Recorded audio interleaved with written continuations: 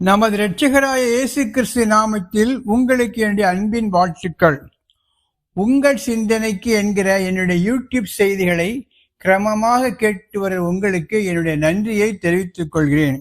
இந்த செய்திகள் விசுவாசிகள் வசனத்தை நன்கு கற்றுக்கொள்ள வேண்டும், கருகலான சத்தியங்களை எளிதில் புரிந்து கொள்ள வேண்டும் என்கிற பாரத்தோடு இந்த செய்திகளை நான் ஆயத்தப்படுத்தி உங்களுக்கு வழங்கி வருகிறேன்.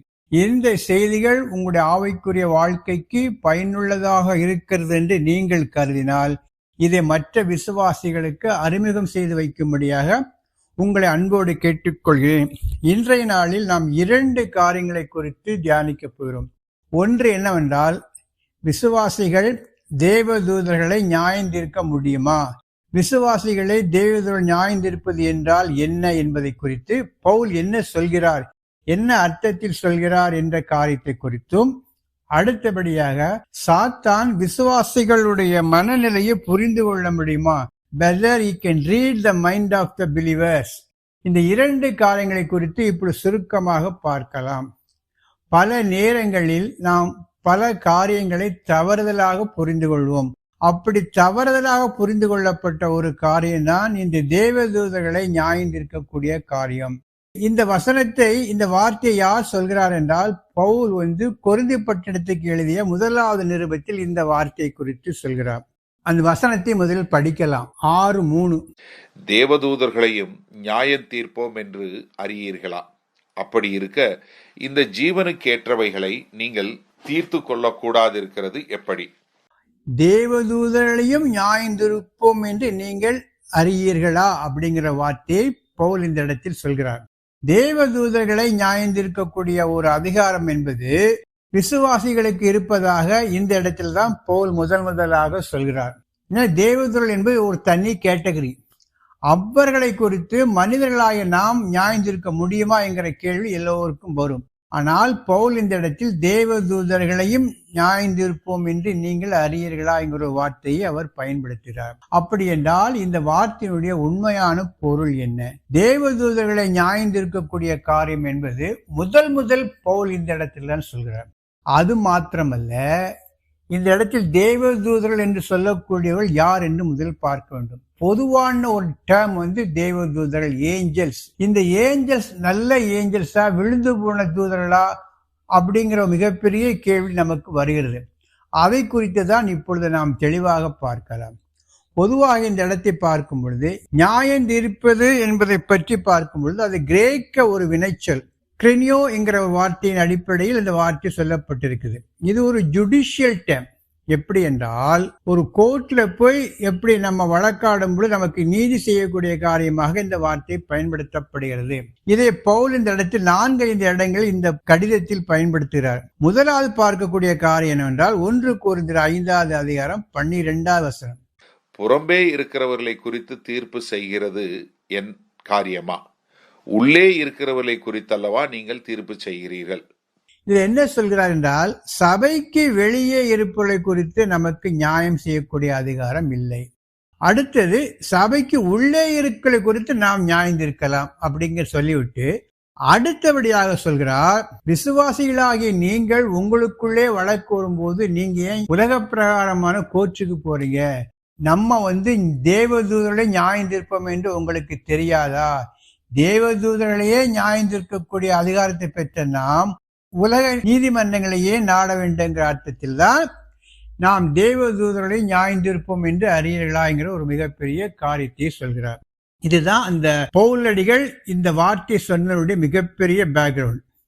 அடுத்ததாக பார்க்கும் பொழுது, தூதர்கள் என்று பார்க்கும் பொழுது 2 வகையான தேவதூதர்கள். பாவமே செய்யாத தேவதூதர்கள், பரிசுத்த தூதர்கள் என்று அழைக்கப்படுகிறார்கள்.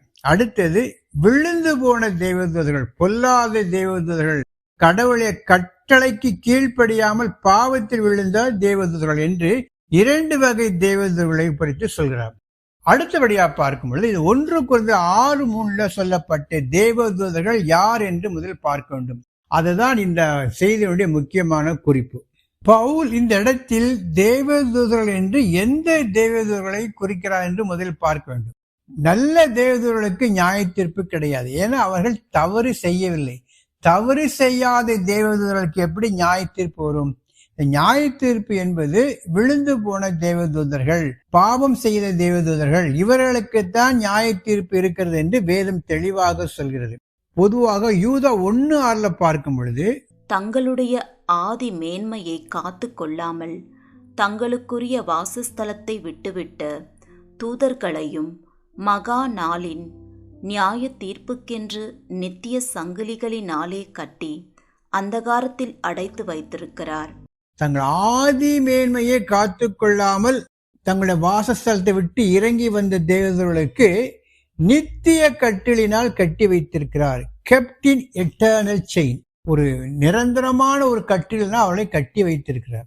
அதுபோல 2 பேதுரு 2:4 பார்க்கும் பொழுது, இருளில் சங்கிலினால் கட்டி வைத்திருக்கிறார். பாவம் செய்த தூதர்களை இருளில் தள்ளி இருளின் சங்கிலிகளினால் கட்டி வைத்திருக்கிறார். God cast sinning angels into hell, நரகத்தில் தள்ளி வைத்திருக்கிறார். அடுத்ததாக ஆண்டவராய் இயேசுக்கு சொன்ன மிகப்பெரிய ஒரு ஸ்டேட்மெண்ட் என்னன்னா, மத்தேயு 25:41, இந்த நரகம் என்பது யாருக்கென்று ஆயத்தம் பண்ணப்பட்டிருக்குது என்றால், பிசாசுக்கும் அவனுடைய தூதர்களுக்கும் ஆயத்தமாக்கப்பட்ட நரகம் என்று சொல்லப்பட்டிருக்கிறது.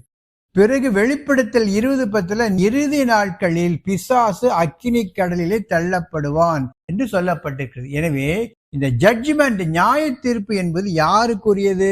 விழுந்து போன தேவதர்களுக்குரியது. நல்ல தேவதர்களுக்கு இந்த நியாய தீர்ப்பு என்பது கிடையாது.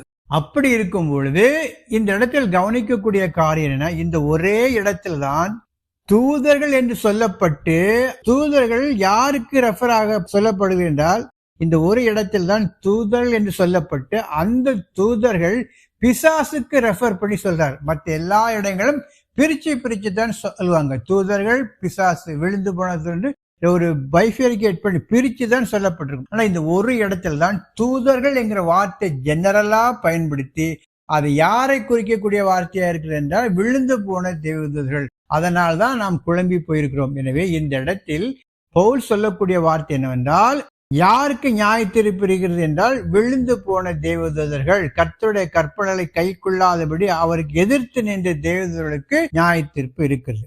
இந்த நியாய தீர்ப்பில் எப்படி விசுவாசிகள் கலந்து கொள்ள முடியும் என்றால், அதற்கும் வேத வசனங்கள் இருக்கிறது. குறிப்பாக பார்ப்போம் என்றால், வெளிப்படத்தில் 20:4 பார்க்கும் பொழுது தெளிவாக நமக்கு புரிந்து கொள்ளலாம். படிக்க, அன்றியும் நான் சிங்காசனங்களை கண்டேன், அவைகளின் மேல் உட்கார்ந்தார்கள், நியாய தீர்ப்பு கொடுக்கும்படி அவர்களுக்கு அதிகாரம் அளிக்கப்பட்டது.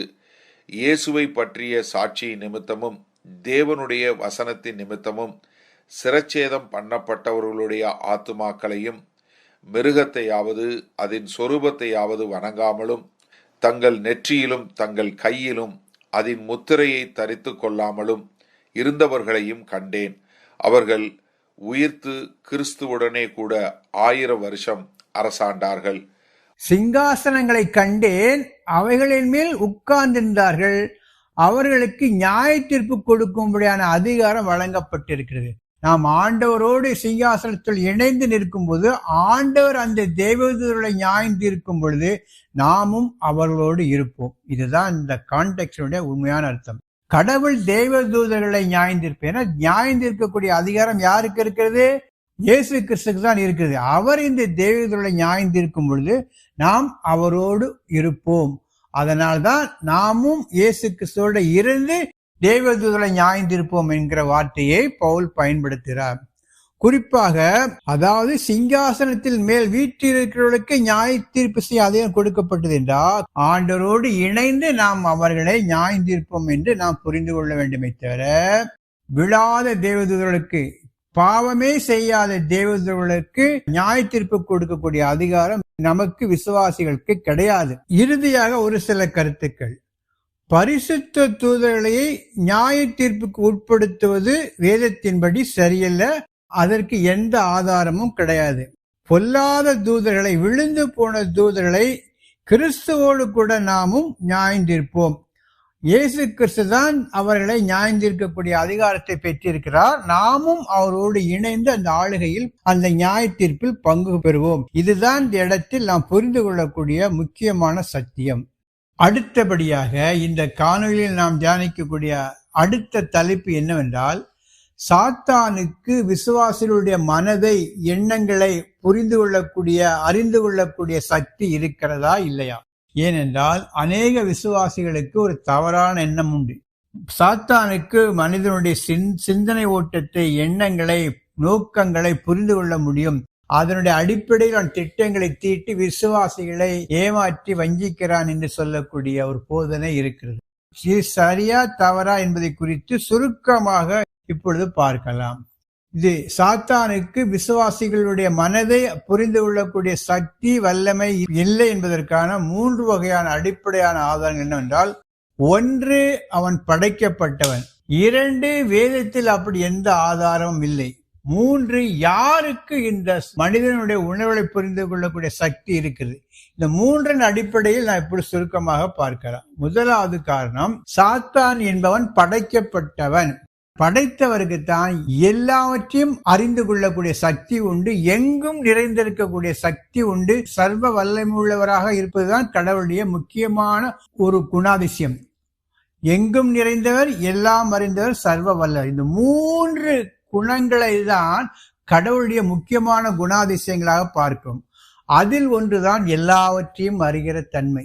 கடவுளுக்கு மட்டுமே எல்லாவற்றையும் அறிகிற தன்மை இருக்கிறபடினாலே, ஏனென்றால் அவர் படைப்பாளி. படைக்கப்பட்ட சாத்தானுக்கு அந்த உரிமை, அந்த சக்தி கிடையாது. இது பேசிக்கா. நம்மளைப் போலவே அவனும் படைக்கப்பட்டவன். யோவான் 1:3 பார்க்கும் பொழுது சகலமும் அவர் மூலமாய் உண்டாக்கப்பட்டது. கொலோசியர் 1:14 பார்க்கும் பொழுது வானத்திலும் பூமியில் உள்ள அனைத்தையும் அவர் சிருஷ்டித்ததா பார்க்கலாம்.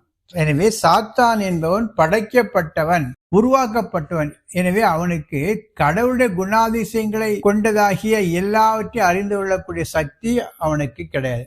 அடுத்தபடியாக, சாத்தானுக்கு இப்படிப்பட்ட வல்லமை இருக்கிறது, சக்தி இருக்கிறது என்று எங்கேயும் சொல்லப்படவும் இல்லை. அது தவிர அவனுக்கு இப்படிப்பட்ட வல்லமை இருப்பதாக வேதத்தில் எந்த ஆதாரமும் கிடையாது.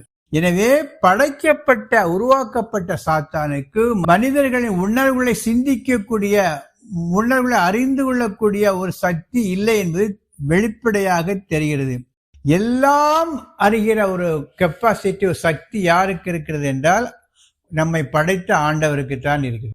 அடுத்தபடியாக பார்க்கும் பொழுது குறிப்பிட்ட எண்ணங்களை அறிந்து கொள்ள அவனால் முடியாது. ஏனென்றால் சாத்தானுக்கு பொதுவான மனிதனுடைய வீழ்ச்சியினால் ஏற்பட்ட பாவ சுபாவங்கள், ஃபாலன் ஹியூமன் நேச்சர், விழுந்து போன பாவ சுபாவ நிலையை குறித்து ஓரளவுக்கு பேசிக் நாலேஜ் உண்டு. கொலை, கொள்ளை, விபச்சாரம், வேசித்தனம் இவளை பற்றியுள்ள மனிதனுடைய விழுந்து போன மனநிலை குறித்துள்ள பாவ அறிக்கை, பாவத்தின் சம்பந்தமான காரியங்களை குறித்துள்ள பொதுவான அறிவு உண்டு. ஆனால் பர்டிகுலரா ஒரு மனிதனிடத்தில் இந்த மாதிரி குறைகள் இருக்கிறது, சிந்தனைகள் இருக்கிறது என்று மனிதனுடைய உணர்வுகளை புரிந்து கொள்ளக்கூடிய, விளக்கக்கூடிய ஒரு சக்தி சாத்தானுக்கு கிடையாது. எனவே இந்த 3 அடிப்படையிலே தான் நாம் புரிந்து கொள்ள வேண்டும். அப்படி என்றால் யார் மனிதனுடைய எண்ணங்களை புரிந்து கொள்ள முடியும்? கடவுளால் தான் முடியும். ஏனென்றால் அவர்தான் நம்மளை படைத்தவர். அவருக்கு தான் மனிதனுடைய எண்ணங்களை, சிந்தனைகளை அறிந்து கொள்ளக்கூடிய சக்தி அவருக்கு உண்டு. ஏனென்றால் அவர் சர்வ வல்லமை உள்ளவர் மட்டுமல்ல,